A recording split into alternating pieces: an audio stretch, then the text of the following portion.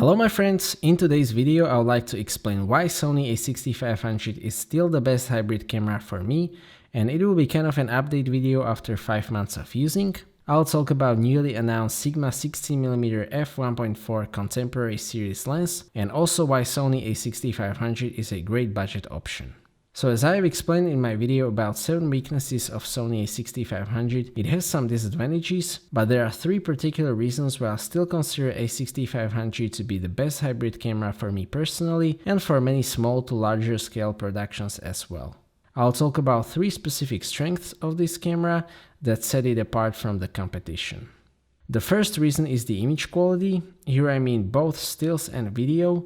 The 24 megapixel sensor in this camera is great. 24 megapixel resolution is sufficient for a vast majority of users. Also, the dynamic range is great at 14 stops. That is especially important for landscape shots where you are shooting both land and sky and you want to preserve detail in both highlights and shadows, and it also gives you a lot of flexibility in editing your photos. And the best full frame cameras like Nikon D850 provide only about 1/2 to 1 stop better dynamic range. ISO performance is also very good. You can use ISO up to 3200 or even 6400 with noise reduction. So in this regard, I'm very happy with sensors in A6500 and A6300, which are basically the same sensors. Also, the 4K video quality is great. Besides the great sensor, it is because both A6500 and A6300 use downsampling instead of line skipping or cropping, which means that they shoot 6K video and they downscale it to 4K video. This means that the camera uses the whole sensor area to shoot the video, which is really important. I explained why in the video where I compared low light capabilities of APS-C and Micro Four Thirds cameras. I will also link that video in the description. Basically, when I downscale 6K video, it means that it compresses the noise, which makes the video quality in low light better, and it generally preserves more detail.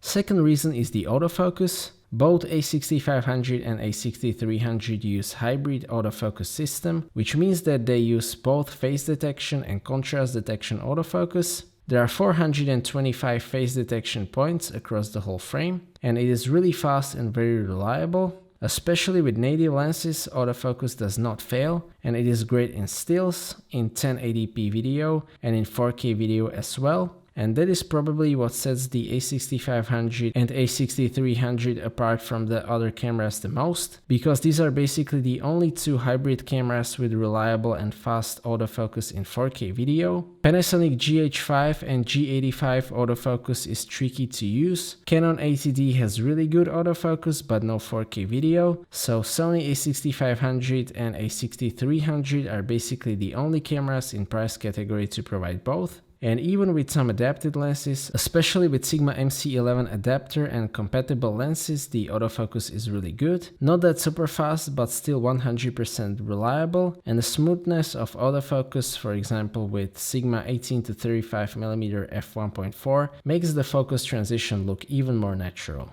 The third reason is the combination of feature package and portability. Especially in A6500 there is a lot of features packed in a very small camera body. There is APS-C size sensor, image stabilization, a lot of processing power, flip out touchscreen, USB charging, Bluetooth geotagging, and they've even spared some space for in-camera flash. And the size of A6500 body means that you have basically 2 cameras in one. You can attach some big adapted lens on it like Sigma 18 to 35mm or some sharp Canon lenses and use it as a professional rig, or you can attach a small pancake kit lens and use it as a very high-end point and shoot camera and take it to places where big DSLR would look and feel awkward.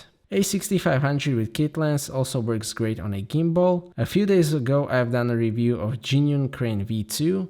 I'll also put a link to that in the description. And A6500 with kit lens will probably be my most favorite combo to use on the gimbal, and especially in video I was very surprised with image quality that you can get with kit lens. For example, for vlog videos it is a great lens because the image looks good thanks to the in-camera corrections. Because even 4K video is quote-unquote just 8 megapixels, and for that the sharpness of kit lens is more than sufficient, and I think that I have also managed to take a lot of nice stills with this lens. And there are also other small lenses like Sony 35 and 50mm f1.8 OSS lenses and Sigma native E-mount lenses that you can use to take an advantage of small size of this camera, which brings us to another lens that is not going to be like super small, but it is a lens that a lot of A6000 series users wish to be made, and that is 16mm f1.4 prime lens. In my video where I discussed the future of APS-C E-mount system, I was mentioning rumors about this lens.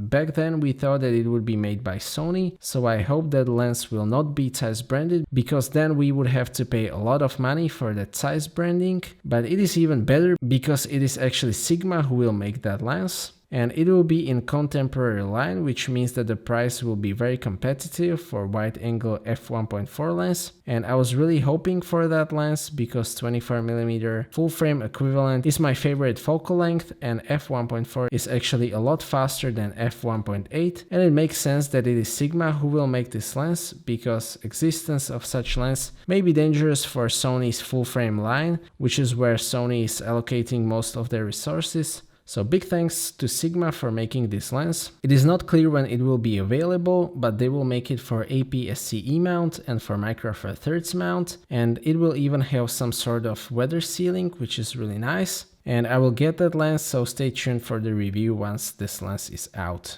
So to sum up this video, the image quality in both stills and video, fast and reliable autofocus, and small size combined with great feature set are three things that set Sony A6500 apart from similarly oriented hybrid cameras. Fujifilm X-T2 got a bit closer to A6500 after the last update, although there are still some things that need to be fixed with X-T2.